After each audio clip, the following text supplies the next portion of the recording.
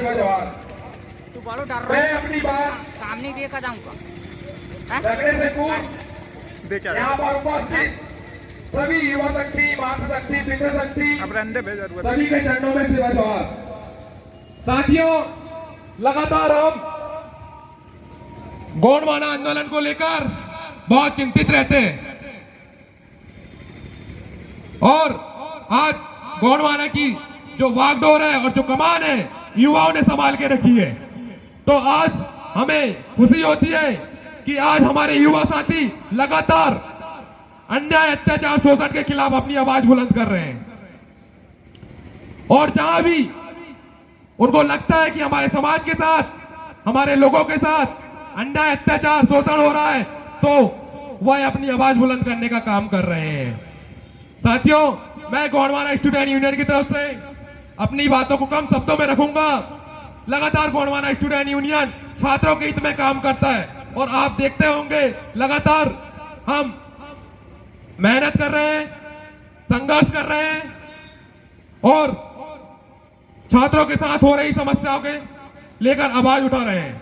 हमने छिंदवाड़ा यूनिवर्सिटी को लेकर आपको अवगत कराना चाहता हूं कि हमने लगातार 2 वर्षों से छिंदवाड़ा यूनिवर्सिटी को लेकर हमारे गौड़वाना साम्राज्य के जो क्रांतिकारी हैं बादल भोई और शंकर शाह, रघुनाथ शाह के नाम से हो यूनिवर्सिटी, इसलिए हमने कई बार 2 वर्षों से हम ज्ञापन और धरना प्रदर्शन हमने जीएसयू के माध्यम से किया।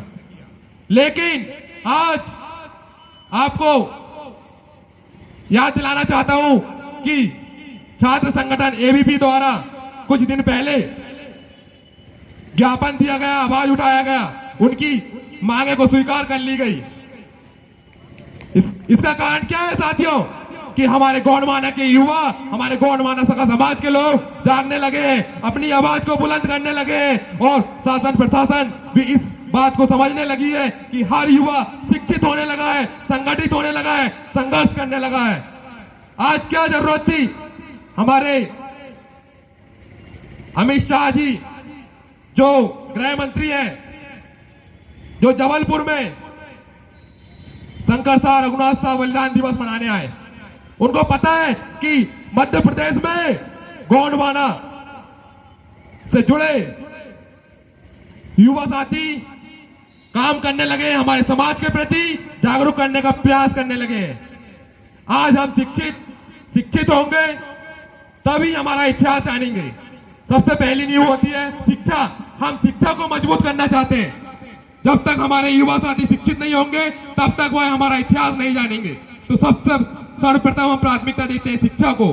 शिक्षा ऐसी चीज है जो हमारे इतिहास को, हमारी संस्कृति को, हमारी भाषा को हमारे समाज तक पहुंचाने का काम करती है।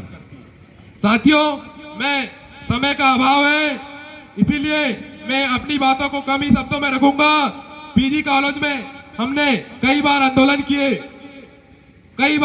किए और हमारी मांगों को स्वीकार कर लिया गया।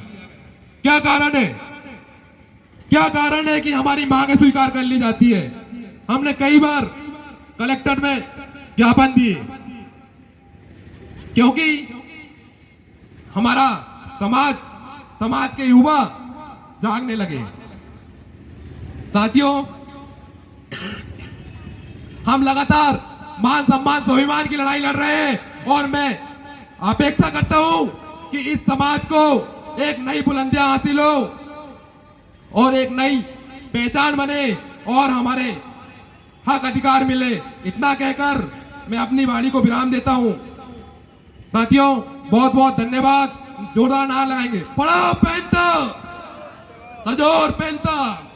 बहुत बहुत धन्यवाद।